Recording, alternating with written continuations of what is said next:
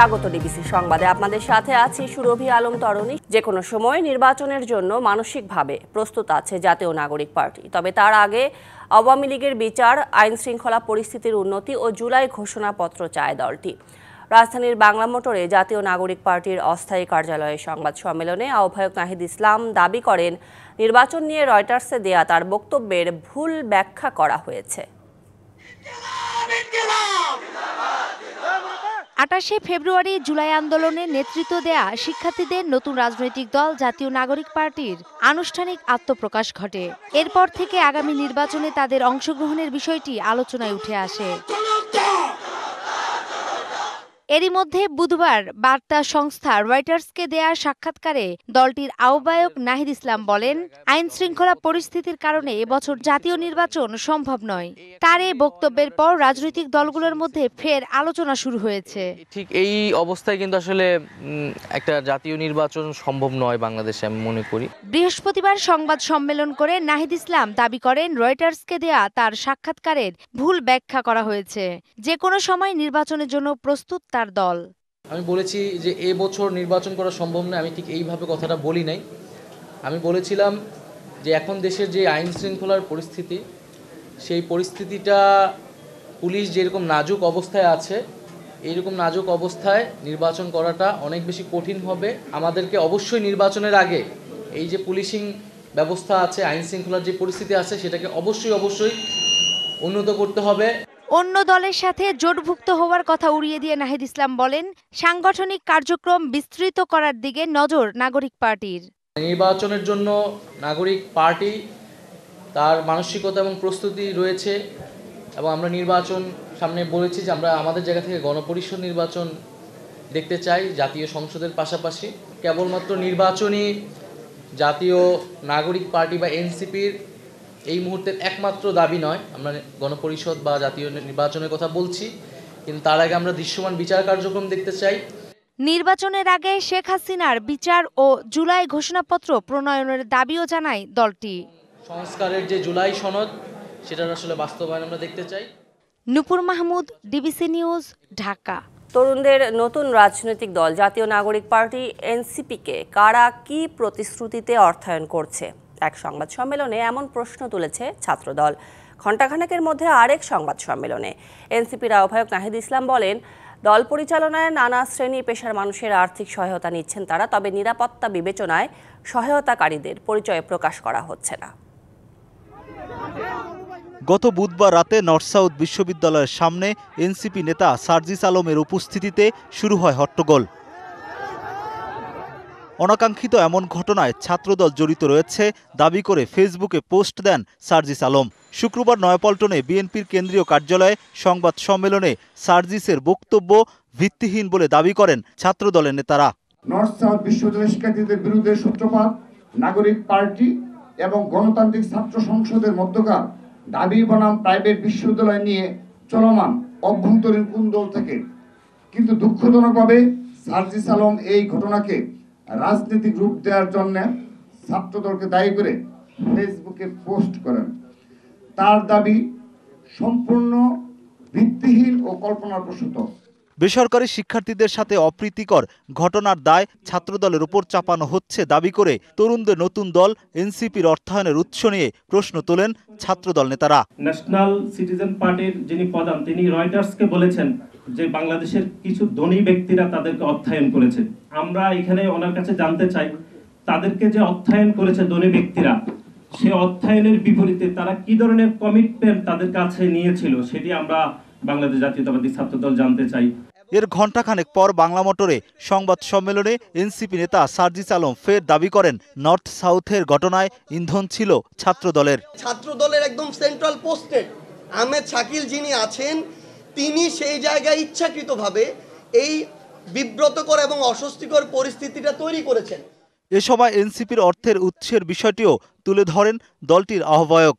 রিকশাওয়ালা থেকে শুরু করে সমাজের সকল শ্রেণী পেশার মানুষের কাছে যাব আর্থিক সহায়তার জন্য, কারণ আমরা মনে করি এটা জনগণের দল এনসিপি, এবং জনগণের অর্থতেই এটি আসলে পরিচালিত হবে।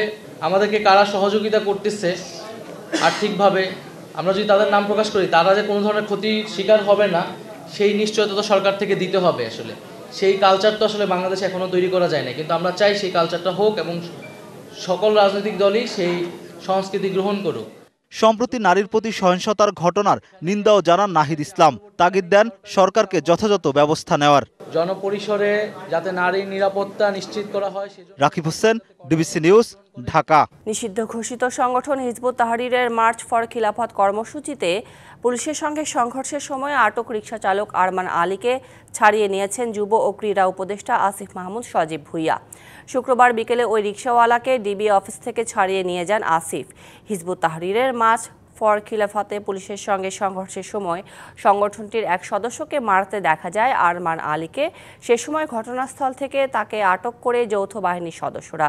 তাকে আটকের দৃশ্য দ্রুত ছড়িয়ে পড়ে সামাজিক যোগাযোগ মাধ্যমে। পরে অনেকেই তার মুক্তির দাবি জানান। ইসি সঠিকভাবে কাজ করলে ডিসেম্বর নয় জুনের মধ্যেই জাতীয় নির্বাচন আয়োজন সম্ভব বলে মনে করেন বিএনপি সিনিয়র যুগ্ম মহাসচিব রুহুল কবির রিজভী। জাতীয় নির্বাচন নিয়ে গড়িমসি কেন এমন প্রশ্নও তোলেন তিনি। রাজশাহীতে ছাত্র জনতার গণ অভ্যুত্থান ও আওয়ামী লীগের আমলে আইন শৃঙ্খলা বাহিনীর গুলিতে আহত এবং চাঁপাইনবাবগঞ্জে শহীদ পরিবারের সাথে সাক্ষাৎ ও দোয়া অনুষ্ঠানে এসব কথা বলেন তিনি। রিজভী আরও বলেন, দেশে সংবিধান আছে, তা সংশোধনের উপায়ও আছে, তাহলে গণপরিষদের কথা আসছে কেন? এই কথাগুলো জনগণের মধ্যে ধোঁয়াশা তৈরি করেছে বলেও মনে করেন রিজভী। সরকারও একটা সময় বলেছেন, একটা মাস বলেছেন ডিসেম্বর। আবার শুনি কেউ কেউ বলছেন যে না, এটা আরো পিছিয়ে দিতে হবে, এই সময়ে নির্বাচন করা কঠিন। নির্বাচন তো করবে নির্বাচন কমিশন, তাকে সহায়তা দেবে সরকার। নারী হেনস্থার ঘটনায় উদ্বেগ জানিয়ে নিন্দা ও প্রতিবাদ জানিয়েছেন বিএনপির মহাসচিব মির্জা ফখরুল ইসলাম আলমগীর। রাস্তাঘাটে ও শিক্ষা প্রতিষ্ঠানে নারীদের বিভিন্নভাবে হেনস্থা করার প্রবণতা বিপজ্জনক বলেও মন্তব্য করেন তিনি। গণমাধ্যমে পাঠানো এক বিবৃতিতে বিএনপি মহাসচিব এসব কথা বলেন। তিনি বলেন, আওয়ামী লীগ সরকার নারী নির্যাতনের বিরুদ্ধে কঠোর ব্যবস্থা নেয়নি এবং বিচারহীনতার কারণে নির্যাতনকারীরা আরও উৎসাহিত এবং বেপরোয়া হয়েছে। অধিকার সংবিধান স্বীকৃত জানিয়ে তিনি বলেন, নারীর সম্মান এবং স্বাধীনতা রক্ষা করা সবার নৈতিক দায়িত্ব। দেশ দীর্ঘদিন নির্বাচনবিহীন থাকুক তা চায় না ইসলামী আন্দোলন। আর জাতীয় নির্বাচন সংখ্যানুপাতিক পদ্ধতিতে হলে রাজনীতির গুণগত মান পরিবর্তন হবে বলে মন্তব্য করেন ইসলামী আন্দোলনের আমির সৈয়দ রেজাউল করিম। রাজনীতিবিদ ও কূটনীতিকদের সম্মানে রাজধানীর সোনারগাঁও হোটেলে ইসলামী আন্দোলন বাংলাদেশের আয়োজনে ইফতার ও দোয়া মাহফিলে এসব কথা বলেন তিনি। আরও বলেন, দেশ গড়তে আগামী নির্বাচনের আগে নির্বাচন কমিশন, পুলিশ সহ বিভিন্ন সেক্টরে সংস্কার অপরিহার্য। আরও জানান, ধর্মীয় কারণে কাউকে যেন সংখ্যালঘু না করা হয় তার জন্য নাগরিক অধিকার নিশ্চিতে কাজ করছে তারা। ইফতার মাহফিলে বিএনপি, জামায়াতে ইসলামী, এনসিপি সহ বিভিন্ন রাজনৈতিক দলের নেতারা ছাড়াও ভারত, পাকিস্তান, চীন সহ বেশ কয়েকটি দেশের কূটনীতিক অংশ নেন। সংবিধান, নির্বাচন কমিশন, জনপ্রশাসন, পুলিশ, দুদক ও বিচার বিভাগের সংস্কার জরুরি হয়ে দাঁড়িয়েছে। আমরা মনে করি জাতীয় নির্বাচনে সংখ্যানুপাতিক পদ্ধতি অনুসরণ করা হলে রাজনীতিতে গুণগত পরিবর্তন আসবে।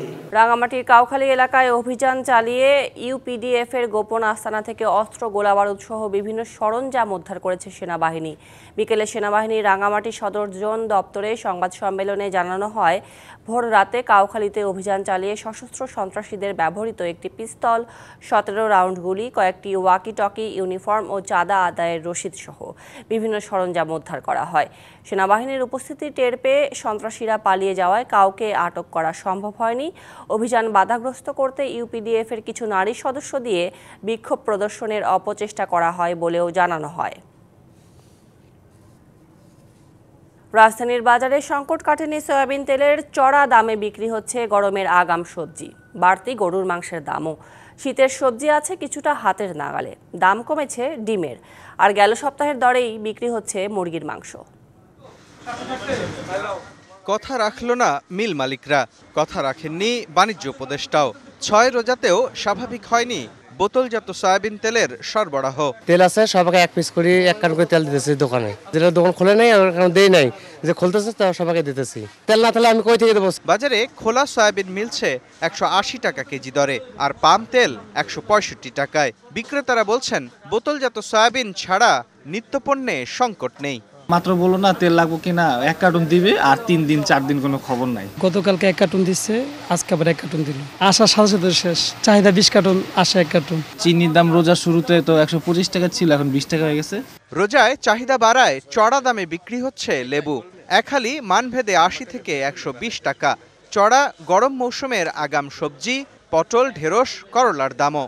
গরমের তরকারি, ভেন্ডি, ওই পটল কয়েকদিন আগে আসছিল 60 টাকা, 50 টাকা, 60 টাকা ছিল, 120 টাকা নিচে রাখা যায় না।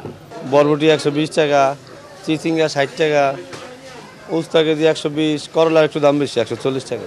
তবে স্বস্তি আছে শীতের সবজি শিম, বাঁধাকপি, ফুলকপিতে।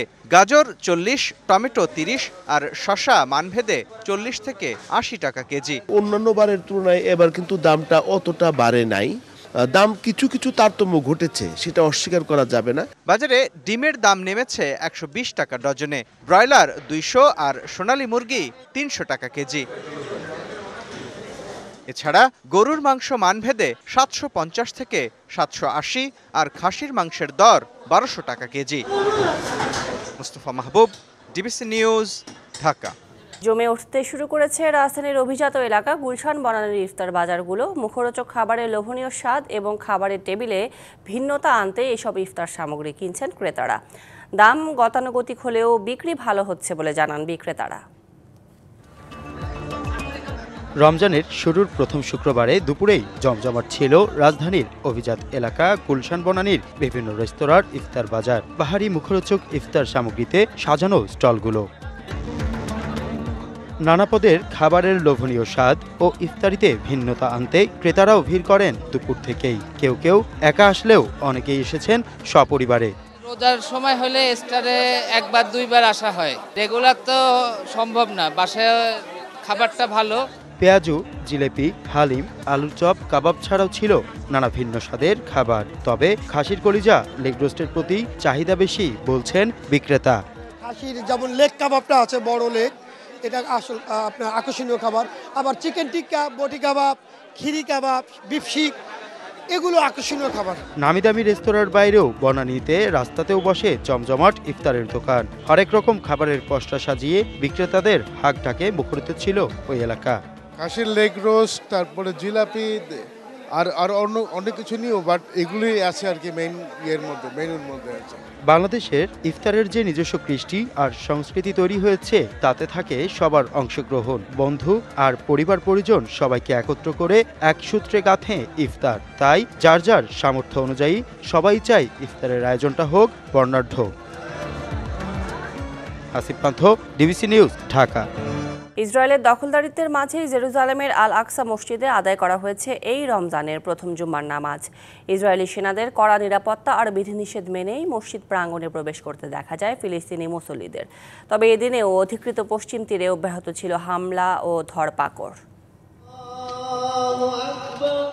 ইসরায়েলি সেনাদের কড়া নিরাপত্তার মধ্যেই জেরুজালেমের আল আকসা মসজিদে রমজান মাসের প্রথম জুমার নামাজ আদায় করলেন অধিকৃত পশ্চিম তীরের মুসল্লিরা। স্থানীয় সময় শুক্রবার ভোর থেকেই পুরাতন শহর দিয়ে মসজিদ প্রাঙ্গণে প্রবেশ করতে থাকেন তারা। এর আগে আল আকসা মসজিদে প্রবেশে ইসরায়েলি সেনারা ফিলিস্তিনিদের জন্য বেঁধে দেয় নিয়মকানুন ও বয়সসীমা। ঘোষণা করা হয় 55 কিংবা তার বেশি বয়সের পুরুষ এবং 50 বছর বয়সী নারীদের প্রবেশের অনুমতি দেয়া হবে মসজিদে। বলিউড সিনেমার শক্তিশালী অভিনেতা অনুপম খেরের 70তম জন্মদিন আজ। 1955 সালে 7 মার্চ পাঞ্জাবে জন্মগ্রহণ করেন 5 বার ফিল্মফেয়ার অ্যাওয়ার্ড অর্জনকারী এই অভিনেতা। বর্ণাঢ্য অভিনয় জীবনে 4 শতাধিক চলচ্চিত্রে অভিনয় করেছেন তিনি।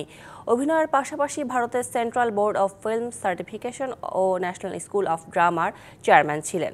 হিন্দি সিনেমার পাশাপাশি কাজ করেছেন হলিউড সিনেমাতেও। সংবাদ এই ছিল এখনকার মতো। ডিবিসি নিউজের সংবাদগুলো পড়তে ভিজিট করুন dbcnews.tv আর ভিজিট করুন ডিবিসি নিউজের ফেসবুক পেজ এবং ইউটিউব চ্যানেল। সঙ্গে থাকুন।